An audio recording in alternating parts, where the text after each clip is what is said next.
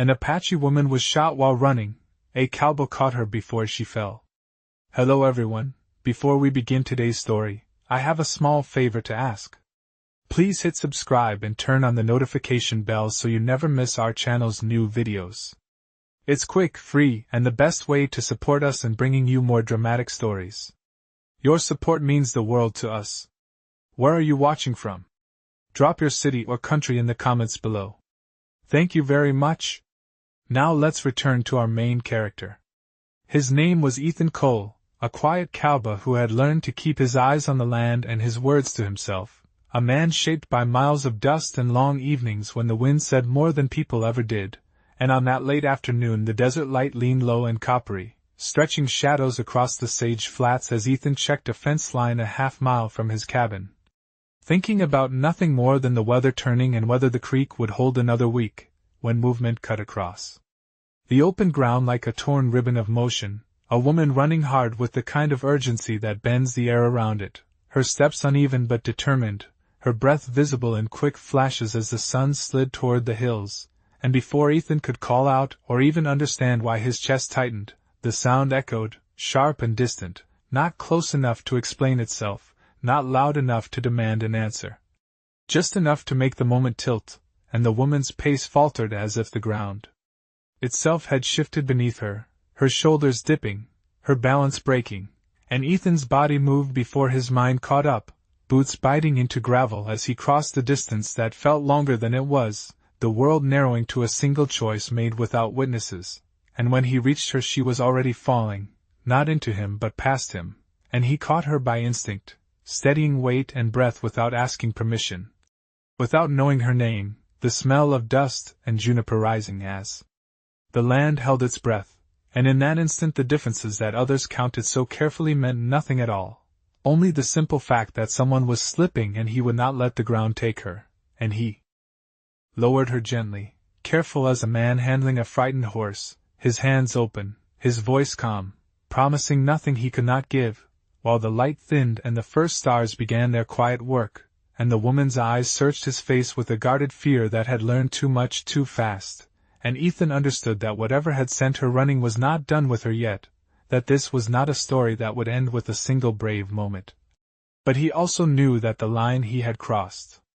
could not be uncrossed, because out here, when you catch someone before they fall, you accept the weight that comes after, and as the wind carried the sound of the open country and the shadows lengthened across the flats, Ethan Cole stayed where he was, steady and silent, choosing to stand between what he did not understand and the person who needed time to breathe. He did not ask her name, and he did not tell her his, because names could wait, and sometimes they complicated things that were already fragile, and as the last light slid behind the low hills Ethan Cole stayed kneeling in the dust, one hand steady at her back without pressing, the other braced against the ground, giving her space to breathe and time to decide whether she would pull away or stay, and she did not speak at first. Only watched him with eyes that measured distance and intent, the way someone does when the world has taught them that stillness can be safer than questions, and Ethan understood that any sudden movement would break something invisible between them, so he kept his voice low and even, telling her she was safe for the moment, that the cabin was not far, less than a quarter-mile, and that the ground would grow cold soon, and when she tried to stand the strength did not quite answer her call, not yet, and the attempt ended in a sharp breath that she swallowed down as if pride mattered even now, and Ethan shifted closer but did not lift her, offering an arm instead of a grip, a choice instead of a command, and after a long second she accepted, her weight light but deliberate, her balance careful, and together they moved, step by measured step, toward the darker line where his land rose slightly. And the scrub gave way to a narrow track worn by years of quiet use, the air cooling fast as it does out there, the kind of cold that sneaks in rather than announces itself, and as they walked Ethan became aware of how little noise they made, boots and moccasins finding the same rhythm, the land listening but not judging, and he wondered who had taught her to move like that, wondered what had taught her to run without looking back, but he did not ask. Because some answers arrive only when they are ready, and the cabin came into view as a simple shape against the sky, wood darkened by weather and time, a place built for shelter rather than comfort, and when they reached the porch he opened the door and stepped aside, letting her enter first so she would know she was not being led anywhere she did not choose, and inside the space smelled of clean water and old pine, the small order of a life lived alone, and Ethan set a lamp going. Its glow soft and steady, and he found a chair and eased her down, keeping his movements slow and clear, explaining what he was doing even when the words felt unnecessary, because clarity can be a kindness, and she watched him from beneath lowered lashes, her breathing settling, the fear in her posture easing just enough to allow the room to exist, and when he brought water she took it with both hands, drinking carefully, as if every swallow mattered. And for a moment the only sound was the lamp and the wind outside testing the walls, and Ethan felt the weight of what he had done begin to take shape, not as regret but as responsibility, the quiet kind that does not ask for praise, and he knew that whatever lay behind her would not stop at the edge of his land simply because he wished it would, but he also knew that the measure of a man is often taken in the moments before a story explains itself, and he chose then to remain exactly where he was, present and unarmed by excuses, letting the silence do its work, because sometimes the bravest thing in the West is not the draw of a gun but the patience to stay when leaving would be easier. The lamp cast a steady circle of light, and within it the woman sat straighter now, not defiant but composed, as if she were assembling herself piece by piece, and Ethan Cole noticed how her hands rested in her lap, fingers relaxed yet ready, a posture learned from long habit, and he spoke again only to explain what he was doing, that he would fetch clean cloth and warm water, that he would keep his distance unless she asked otherwise, and she nodded once. A small motion that carried more weight than words, and when he returned she watched carefully, eyes following his steps, measuring the space he kept, and when he knelt a few feet away to set the basin down she flinched despite herself, a reflex born elsewhere, earlier, and Ethan stopped at once, palms open, backing away half a step to show that he understood without needing to understand why, and the room settled again, the wind brushing the walls like a reminder that the world outside had not paused. And he offered the cloth and water within reach and waited, letting her choose the order of things, and after a moment she took them, her movements efficient, practiced, and as she tended to herself the tension eased by degrees, not gone but rearranged, and Ethan found himself studying the small details instead of the obvious ones, the way she favored one side slightly, the way her breathing steadied when the task was her own, and he realized then that help, to mean anything, had to respect the line between care and control, and when she finished she set the cloth aside and finally spoke, her voice low but clear, thanking him without ceremony, as if gratitude were a fact rather than a performance, and he answered just as simply, telling her she was welcome to rest, that the night would grow colder, and that there was soup on the stove if she wished, and she considered him for a long second, weighing the offer against the cost of trusting it. And when she accepted it was with a nod rather than a smile, and they ate in quiet, the simple sound of spoons marking time, and Ethan felt the distance between them shift from a wall to a line on the ground, still there but no longer a barrier, and after a while she told him her name was Ayanna, and the way she said it made it clear that names carried history, and he gave his in return, Ethan Cole, plain and unadorned, and the exchange settled something unseen, and yet the night pressed closer, and with it came the sense that others might not respect the boundaries she had just drawn, and Ethan listened beyond the walls, not for specific sounds but for changes in the air, the way a rancher listens for weather. And he knew that misunderstandings grow fastest when fear fills the gaps, that a woman like Ayanna could be judged without being heard, and that a man like him could be misread by association alone, and he chose his words carefully when he said that if anyone came asking questions he would answer only what he knew to be true, nothing more and nothing less, and she met his gaze then, really met it, and in that look was a flicker of surprise, perhaps relief, and perhaps the beginning of a different calculation. And the lamp burned low as the hours turned, and in the quiet, Ethan understood that the night was not finished with them, but that whatever came next would have to pass through the space they had shaped together, a space defined not by force but by restraint, where the smallest gestures carried the greatest meaning.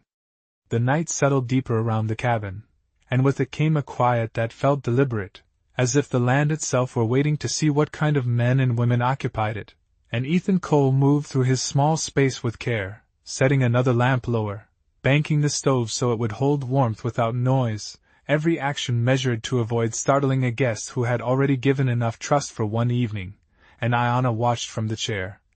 Her posture no longer rigid but alert, the kind of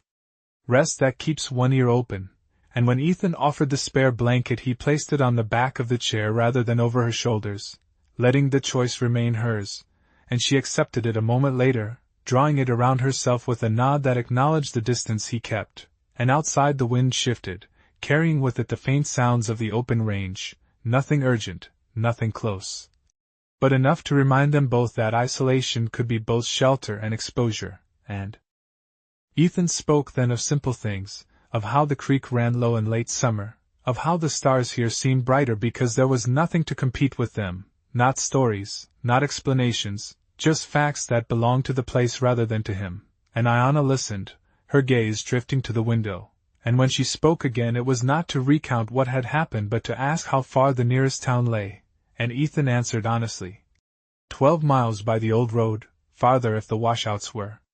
bad, and she absorbed that information without comment, filing it away as someone used to planning several steps ahead, and the lamp hummed softly, and the hours stretched in that peculiar way they do when sleep waits but does not insist, and Ethan considered where she might rest, choosing the cot near the wall rather than the bed, not because it mattered to him, but because it might matter to her, and he explained his thought before acting. A habit born of respect rather than fear, and she accepted with another nod, rising carefully, and as she did Ethan noticed the way she tested her footing, not weakness so much as caution, and he stepped back to give room, turning slightly away to signal that privacy would be honored even in a single room, and when she laid down the blanket covered her shoulders, the lines of strain in her face easing just a fraction, and the sight settled something in Ethan, not relief but resolve. Because shelter offered carried a responsibility that did not end at the door, and he took his place by the table, sitting with his back to the wall and his view toward the window, not guarding so much as witnessing, and in the quiet Ayanna spoke once more, not with a story but with a statement, that she would leave at first light if the weather held, and Ethan answered that the decision was hers, that he would not hinder it, and the clarity of that response seemed to loosen the air between them. And the night moved on, the lamp dimming as oil burned low.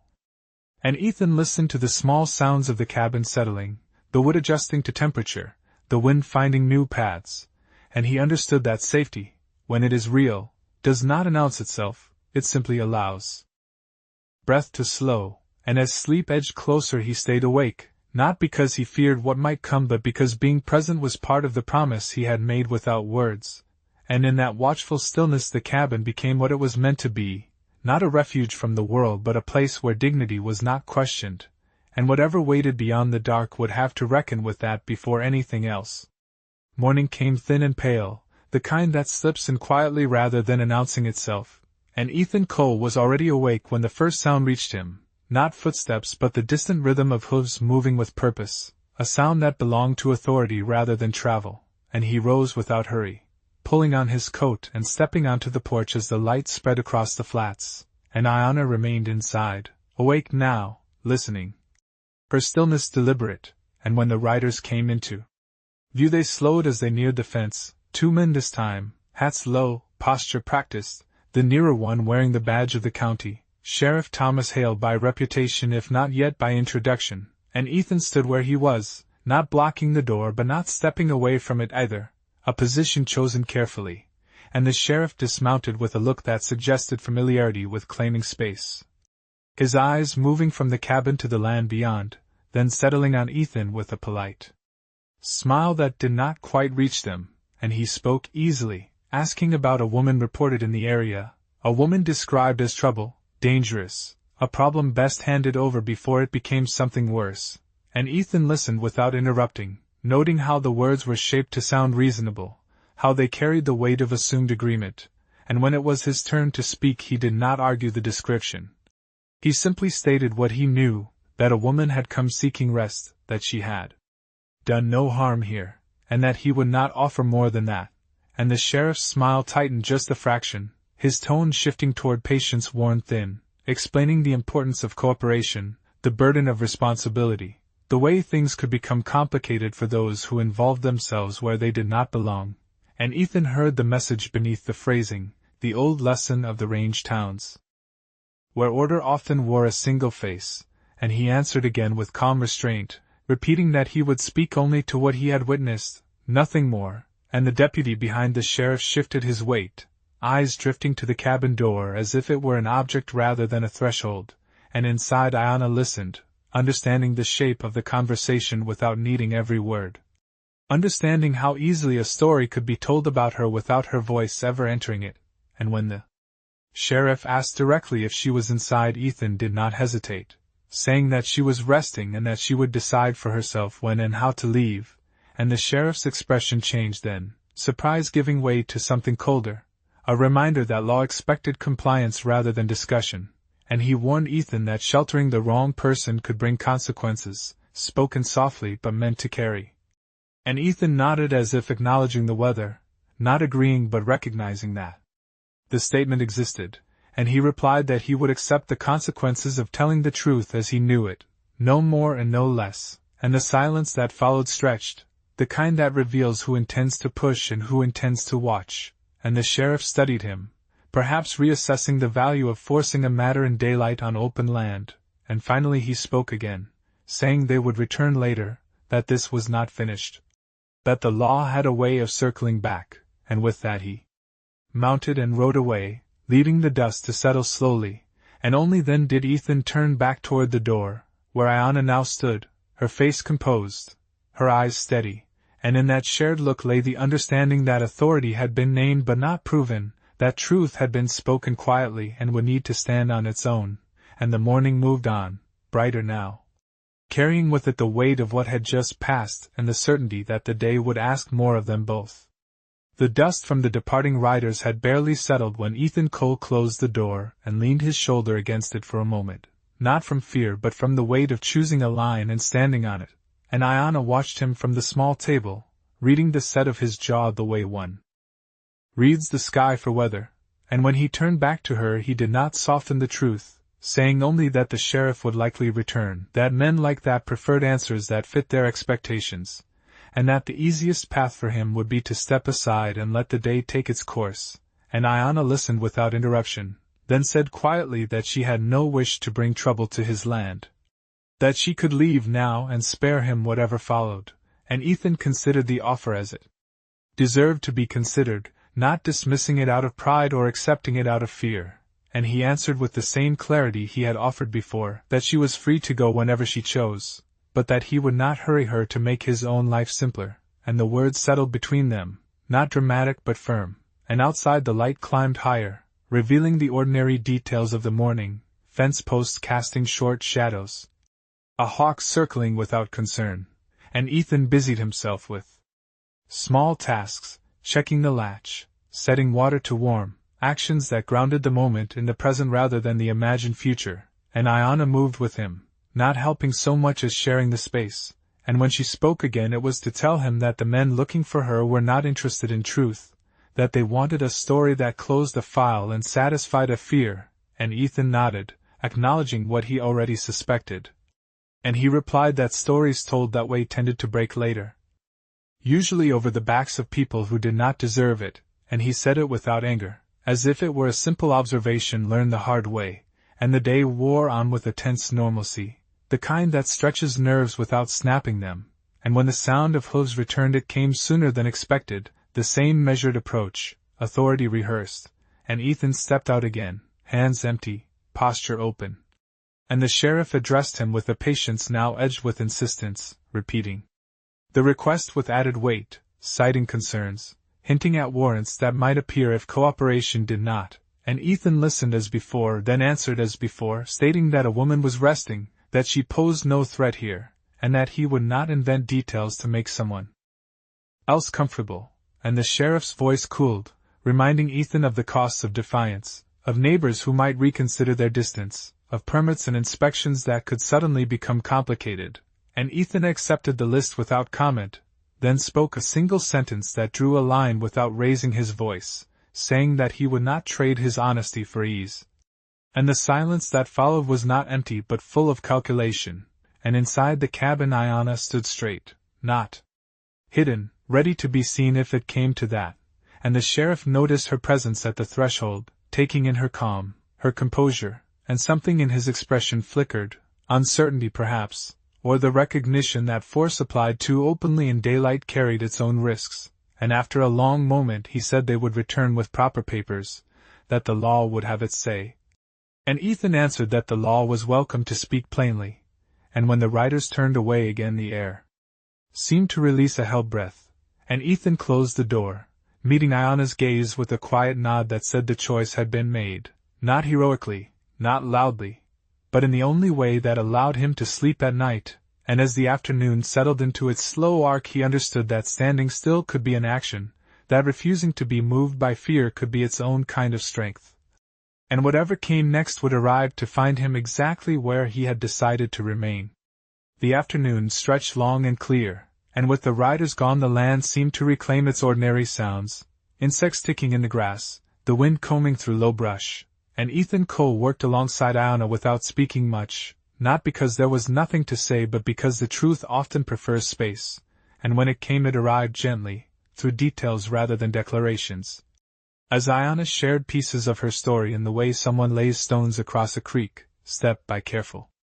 step, explaining that she had been traveling to deliver a message meant for elders beyond the ridge, a message about a boundary dispute that had grown tense not through actions but through rumors, and she had chosen the open route because it was faster, because daylight usually meant safety, and Ethan listened, recognizing the familiar pattern of problems created by people who never have to stand in the dust themselves, and she spoke of how a conversation had turned cold, how voices had hardened when her words did not fit the ending others wanted, and she did not name names or accuse, she simply described the way authority sometimes mistakes speed for justice, and Ethan nodded, understanding that the absence of shouting often concealed the deepest wrongs. And as she spoke he noticed how her account aligned with what he had already observed, the insistence on a simple resolution, the desire to close a matter without listening, and the cabin felt smaller for a moment, not with threat but with clarity, and Ethan shared what he knew in return, that the sheriff had been under pressure lately, that land filings were tangled, that there were investors who preferred quiet outcomes, and he did not speculate beyond that, because speculation feeds fear. And together they considered what truth looked like when it had to walk into town on its own feet, and Iona said that she would not hide, that her people had learned the cost of silence, and Ethan respected the resolve without romanticizing it, knowing that courage does not make consequences disappear, and the days shifted as clouds gathered lightly, casting moving shadows that broke the land into pieces, and with them came visitors not in uniform but on foot, 2 men from neighboring ranches who stopped at the fence with cautious courtesy, drawn by rumor rather than duty, and Ethan greeted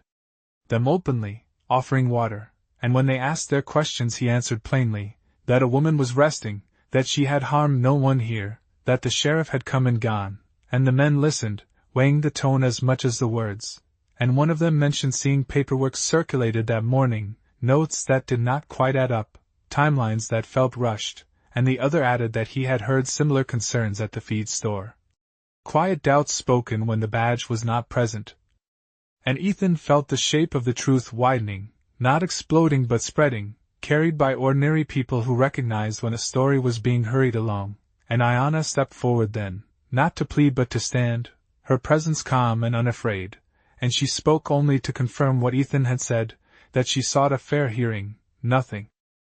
more, and the men nodded, relieved perhaps to encounter dignity rather than drama, and they left with promises to speak honestly where they could. And when the fence gate clicked shut behind them the cabin seemed to breathe again, and Ethan understood that justice in places like this rarely arrived with ceremony, that it came instead through small confirmations, neighbors comparing notes, the slow erosion of a convenient lie. And as evening approached he looked at Iona and said that the truth had begun to move, that it would take time but it would find its way, and she answered that patience was a language her people knew well. And the sky took on the color of iron and rose, and together they watched the light fade, not as people waiting for rescue but as 2 witnesses to a process that had finally been set in motion, quiet, and unstoppable. The next morning arrived with a different quality of light, brighter and steadier, as if the land itself had decided to be seen clearly, and Ethan Cole sensed the change before anything visible confirmed it, a shift in the air that carried purpose rather than pressure, and when the riders returned they came not alone, the sheriff accompanied this time by a clerk from the county office and 2 men Ethan recognized from town. People whose livelihoods depended on records being accurate, and disputes being settled cleanly, and the approach lacked the sharpness of before, no urgency, no posturing, just the sound of hooves slowing because there was no need to rush, and Ethan stepped out again, calm as he had been each time, while Ayanna stood beside him, not behind, her presence neither hidden nor confrontational, simply present, and the sheriff spoke first, his tone altered, measured in a way that suggested listening had already occurred elsewhere, explaining that questions had been raised, that timelines had been reviewed, that certain statements did not align as neatly as first presented, and Ethan listened without comment, because this was not the moment for satisfaction, and Ayanna listened too, her expression composed, knowing that truth often arrives dressed as procedure, and the clerk produced papers, reading carefully, clarifying that there was no standing order requiring Ayanna to be detained. That earlier descriptions had relied on assumptions rather than sworn accounts, and the words fell into the open air and stayed there, impossible to gather back up, and the sheriff nodded once, acknowledging the correction without apology, saying only that the matter would be handled differently now, that a proper hearing would be arranged if needed, with witnesses present and records open, and the simplicity of the statement carried its own weight, because it marked a retreat from certainty, and Ethan noticed the way the deputy avoided his gaze.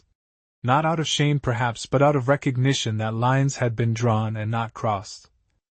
And Ayanna spoke then, briefly, stating her willingness to attend any hearing, to speak plainly, to answer questions that were asked honestly, and the men nodded, relieved perhaps to find cooperation where they had expected resistance, and the conversation concluded without triumph, the riders turning back toward town with their task reshaped rather than completed, and when the dust settled Ethan felt no surge of victory.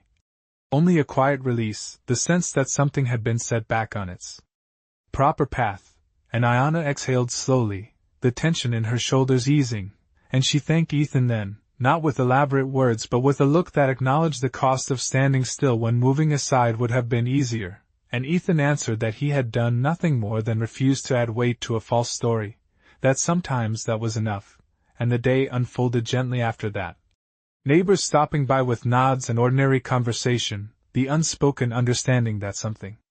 had shifted without needing to be announced, and as afternoon approached Ayanna prepared to leave, gathering her things with the same care she had shown since arriving, and Ethan walked with her to the edge of the land, not as an escort but as a companion for that short distance, and they stood there for a moment, the horizon wide and unremarkable, and she said that her people would hear of this not as a tale of rescue but as an example of restraint, and Ethan accepted the words quietly, knowing that stories told that way lasted longer, and when she turned to go she did so without hurry, her steps steady, her path clear, and Ethan remained where he was, watching until distance made details indistinct, and then he turned back toward his cabin, the land unchanged yet subtly different, because out here justice rarely announces itself, it simply leaves fewer shadows behind, and in that morning light the silence felt earned. The days that followed settled into a quieter rhythm, and Ethan Cole returned to the small, necessary routines that defined his life, mending a fence where the wire had sagged, checking the creek where sunlight broke into silver shards, listening to the land the way he always had, not for drama but for balance, and the memory of Ayanna's departure did not linger as a wound or a triumph, only as a fact that had joined the others. Like weather that passes and leaves the ground changed just enough to notice, and in town the story found its proper shape, spoken without embellishment, records corrected, assumptions loosened, the kind of ending that does not fill a room but steadies it, and when Ethan went in for supplies he was met with nods rather than questions, ordinary exchanges that acknowledged something without demanding explanation, and he understood then that dignity often returns quietly, carried by the agreement of people who choose not to repeat a convenient lie, and one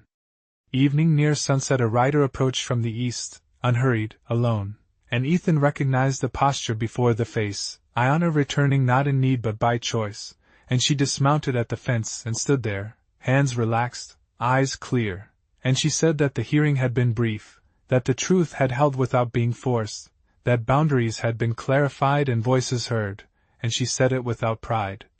As if fairness were simply the expected outcome when patience was allowed to do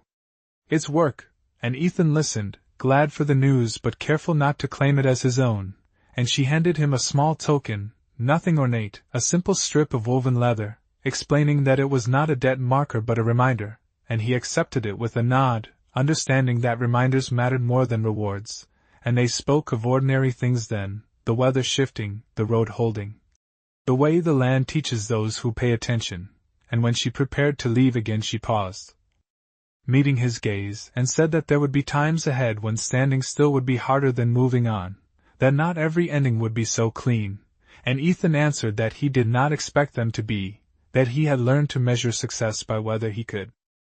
live with his own choices after the dust settled, and she smiled then, just once, a brief softening that did not ask for anything in return, and she rode away as the light thinned, and Ethan watched until the horizon absorbed her shape, and the quiet returned, not empty but full, and later that night as he sat by the lamp he turned the woven strip in his hands, feeling its simple weight.